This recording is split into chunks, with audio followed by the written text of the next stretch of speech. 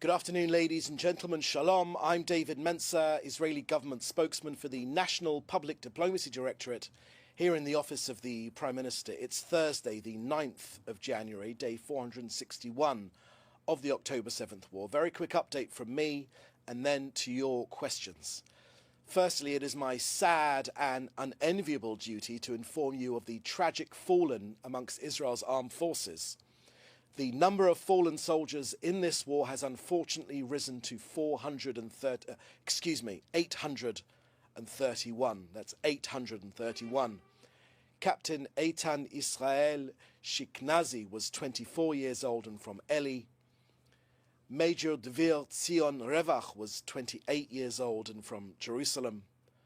First Sergeant Ido Samiach was 20 and from Gani Tikva.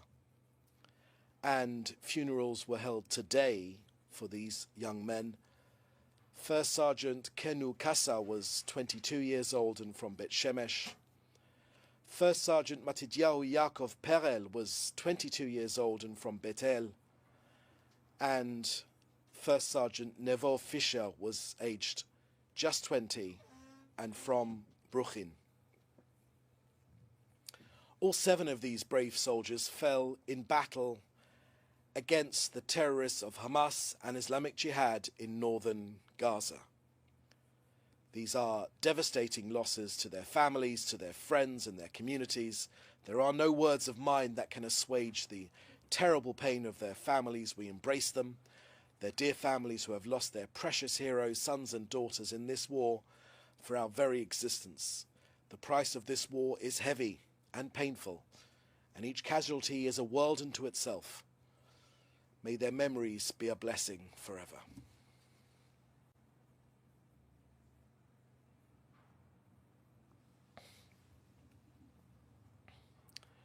Next, the latest on our hostages. Just yesterday, you would have seen that our brave soldiers from the IDF retrieved the body of hostage Yusuf Ziadnev, the Israeli Bedouin Muslim who was abducted by Hamas terrorists on October 7th from an underground tunnel in Rafah. As part of the operation, findings relating to Yusuf's son, Hamza Ziadne, were also retrieved, which raise serious concerns for his life. The Prime Minister spoke for the nation, expressing deep sorrow on this bitter news for the al-Ziadne family and for the people of Israel. Israel worked and hoped for the safe return of all 4 members of the al-Ziadne family held hostage by Hamas.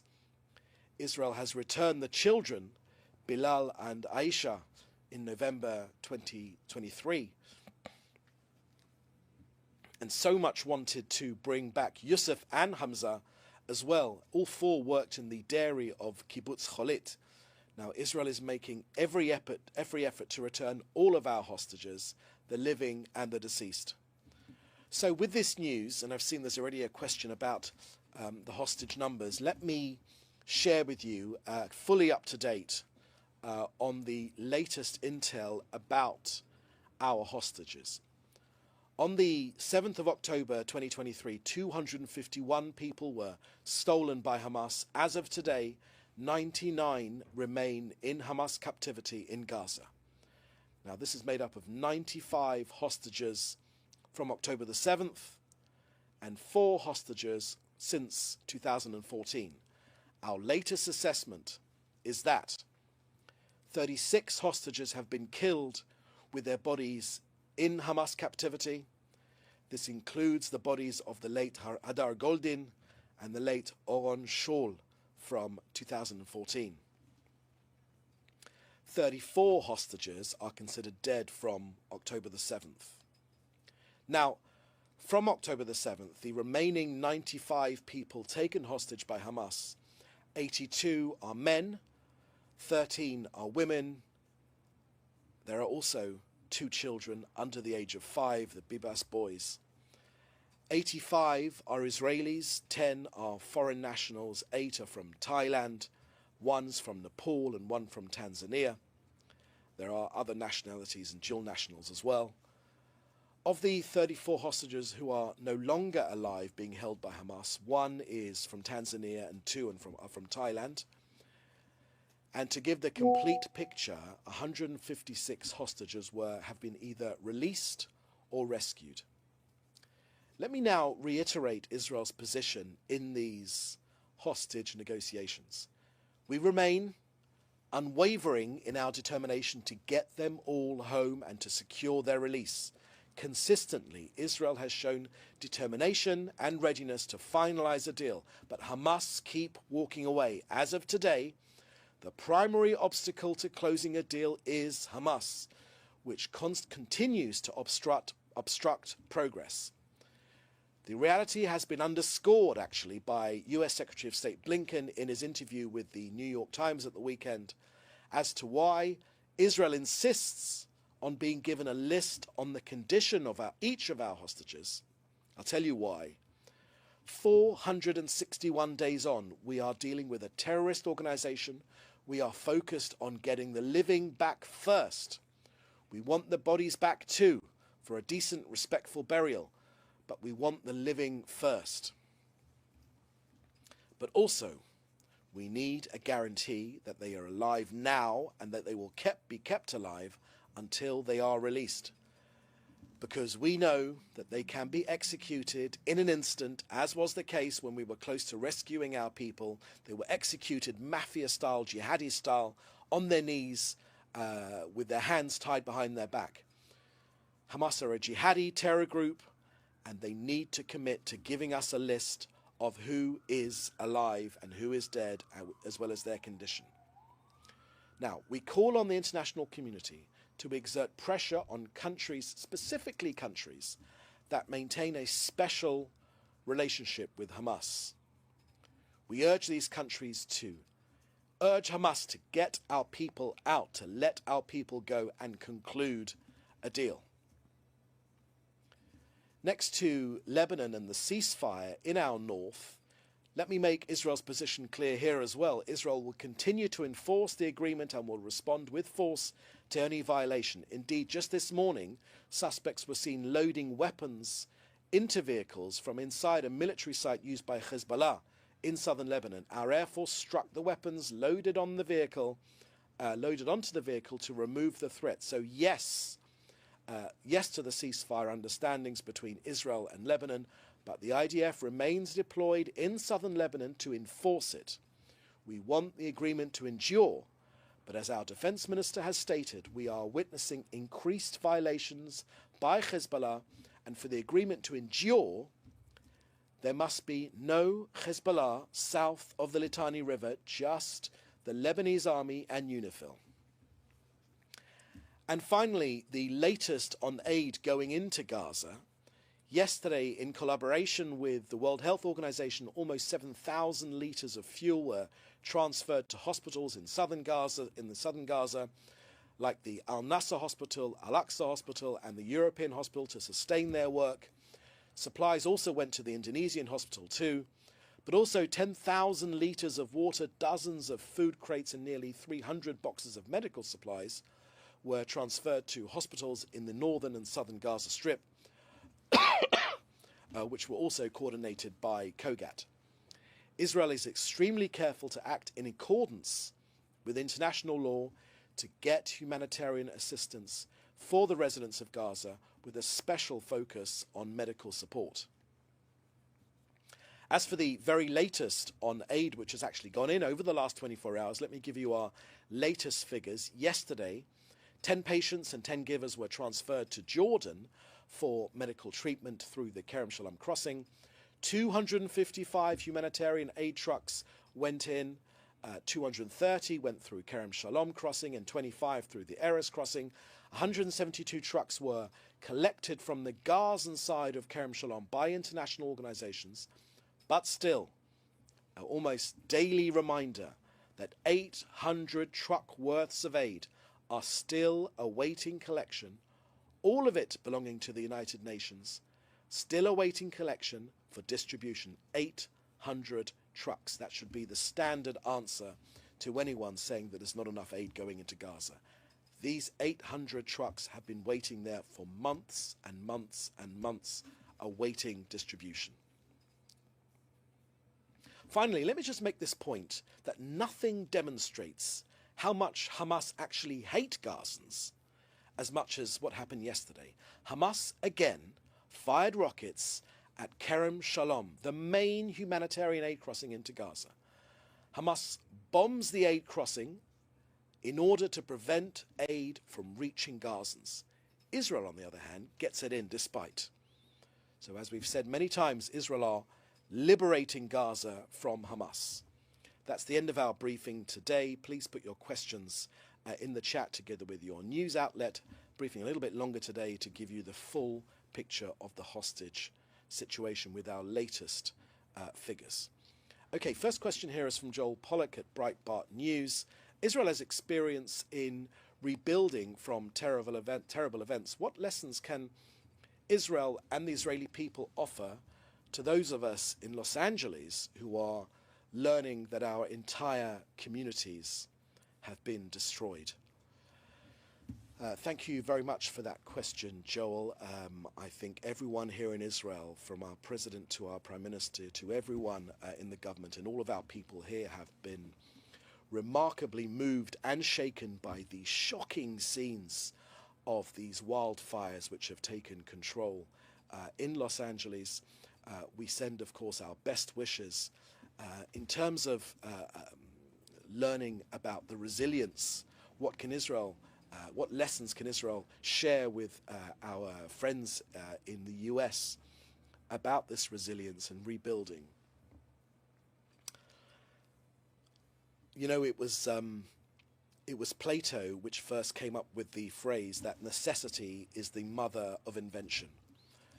That is the guiding phrase which pushes forward this country, despite the many problems which this country has faced, living in a difficult neighborhood, very limited water supplies. So much of this country is desert, surrounded by countries for whom democracy is a distant dream, and if not actual enemies of this country.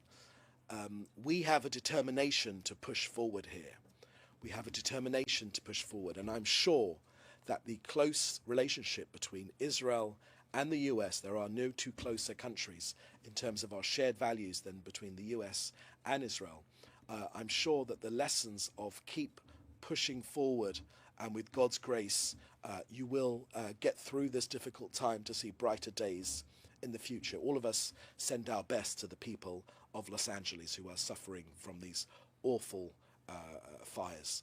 We send you our best wishes. If there are, and no doubt I'm not aware, but I'm sure there are parts of the Israeli government who have offered support to the US on dealing with these issues. Next question is from David Clement from the News Forum. With the recovery of the bodies of 2 hostages, does the Israeli government have an estimate on how many of the remaining hostages are alive? Thank you for that question, David.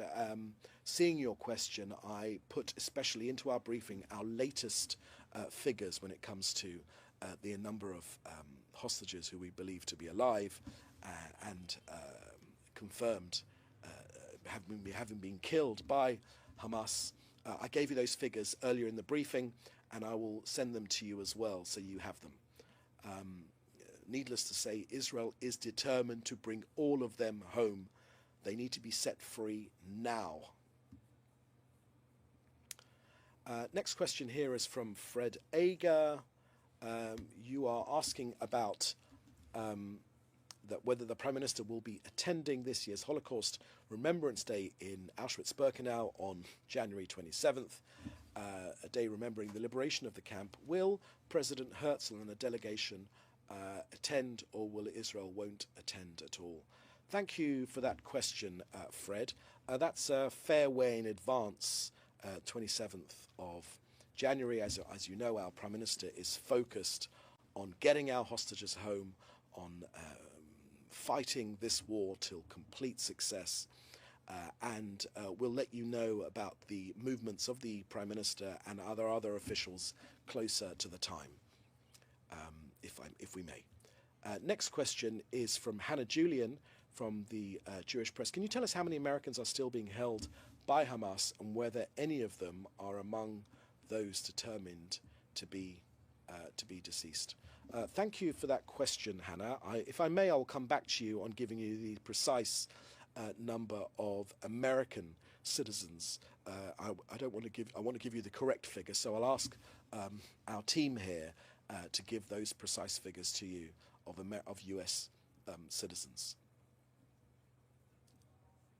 And finally, a question I can see here from Aryeh O'Sullivan from Khan, Israel's English radio. What is Israel's reaction to the election of a president in Lebanon? Thank you for that question, Aryeh. We are not sharing any comment right now. This is obviously a matter for the Lebanese people and the Lebanese government.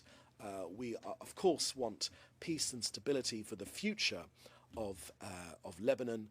A Lebanon free of Iranian control would be the best for the Lebanese people, but I haven't got anything particular to share with you on the Israeli government's response to the situation which you ask about.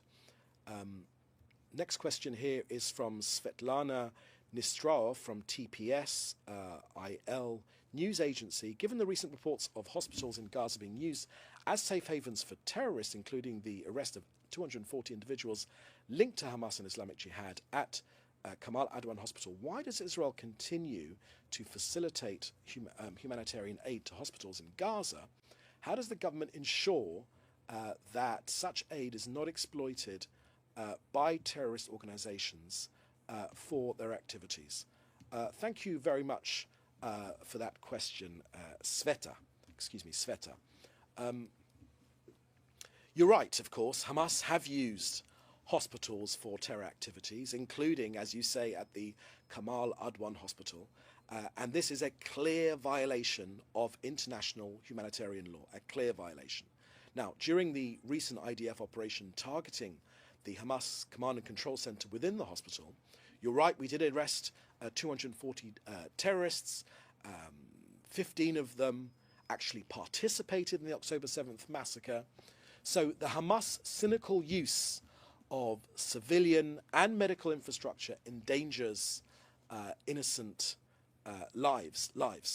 So you're right that Hamas are using hospitals. It's against international law. But we have a duty, and it's one of our values to continue to provide aid to Gazans people, not to the terrorists, but to Gazans people. And we're doing that as carefully as we possibly can. If you remember, if you think back to the start of this war, President Biden said that the aid would stop if aid fell into Hamas's hands. We know that Hamas steals so much of this aid and they sell it at exorbitant prices back to Gazan civilians, which means it's all the more important that Hamas are eradicated and can no longer be in military control or have any governing role in the future of Gaza. We are freeing Gaza from Hamas.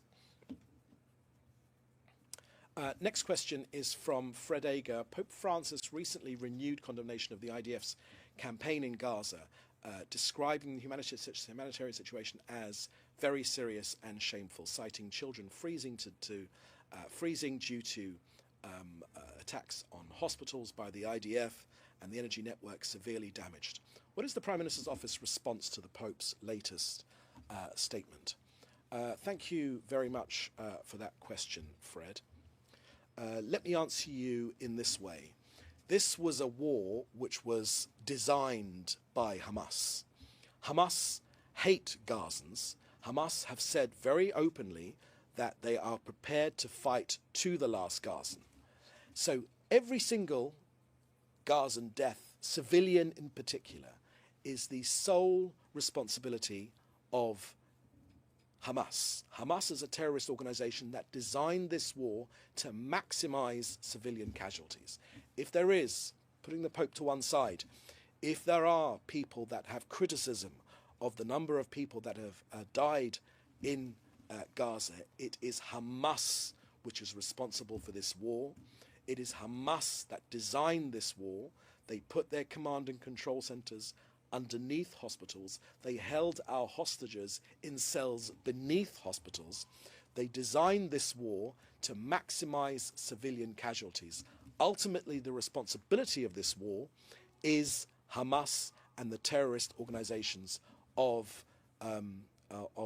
which exist in Gaza.